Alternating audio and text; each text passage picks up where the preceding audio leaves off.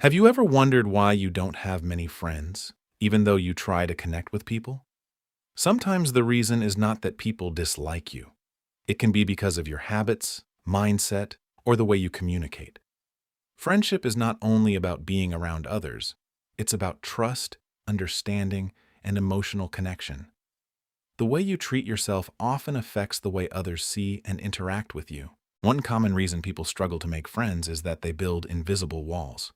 Maybe you avoid opening up, rarely show emotions, or always expect others to make the first move. People naturally connect with those who make them feel comfortable and accepted.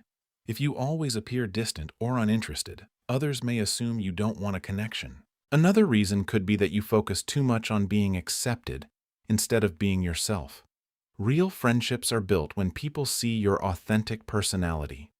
Trying too hard to impress everyone can make relationships feel fake. The right people connect with your true character, not a version of yourself created to please others. Sometimes the problem is not your personality, but your environment. If you stay in places where people don't share your values or interests, meaningful friendships become difficult. Finding the right community can completely change your social life. Friendships grow when people share similar goals, energy, and understanding.